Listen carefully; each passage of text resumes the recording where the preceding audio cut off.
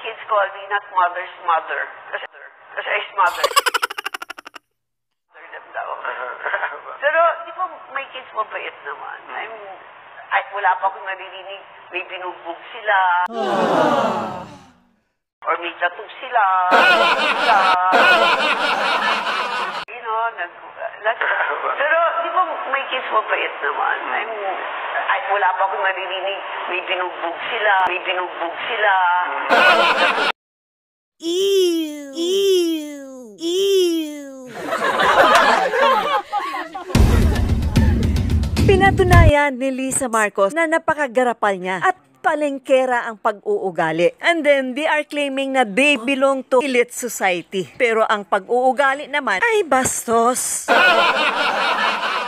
Ayon sa post ni Daryl Yap, ay hiyang-hiya siya at sukang-suka sa kaasiman mo sa ipinakita mong pagbumuka during the interviews. Ayon sa isang political analyst o political scientist na si Richard Hidaria, usually, he is in favor of dilawan or liberal parties. Finally, nag-post si Hidarian. Tumama na rin siya sa kanya mga analyzation sa unang pagkakataon na si BP Sara ang dahilan kung bakit nanalo si Dayonor.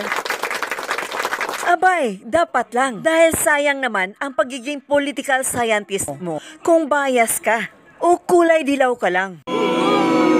Napakawalang silbi ang pagiging political scientist mo kung bulag ka or nagbubulag-bulagan ka. Kung ano ang tama para sa kapakanan ng taong bayan. Kaya huwag kang dagdag pabigat.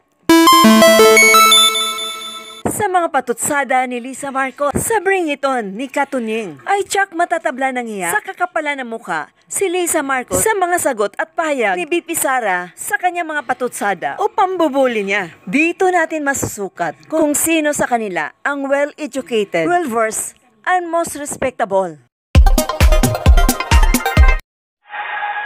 Mga kababayan, bilang tao, karapatan ni unang ginang Lisa Marcos na makaramdam ng sama ng loob at galit. Subalit, ang kanyang personal na damdamin ay walang kinalaman sa aking mandato bilang isang opisyal ng pamahalaan.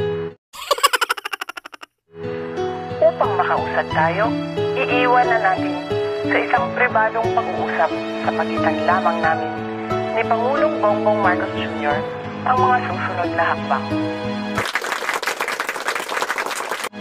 Mga kaigsuunan, nag-atubang ang ato ang nasudugtag kong mga problema na kinahanglang solusyonan sa gobyerno.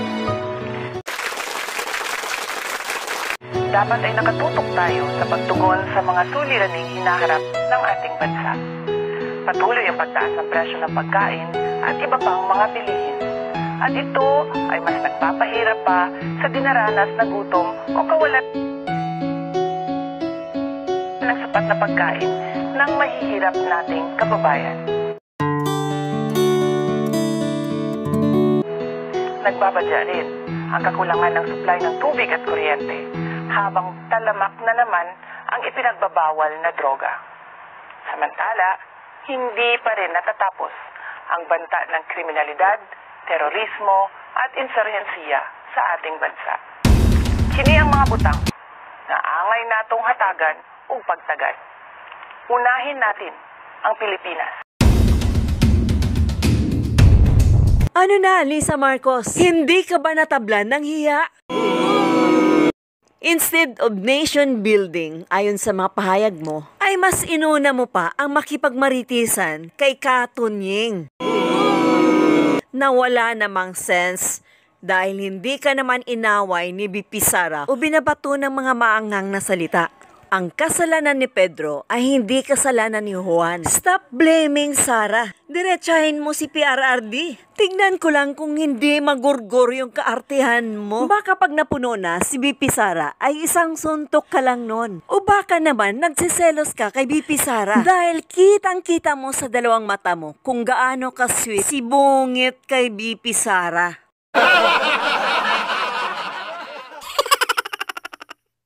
Masyado kang guilty to defend Bonget para mailigaw mo ang isyong pediya na kinasasangkutan ni BBM. Your annoyance is very clear. Kaya huwag kang magdadrama sa kaipalan mo dahil hindi naman nababagay sa pagbumuka mo.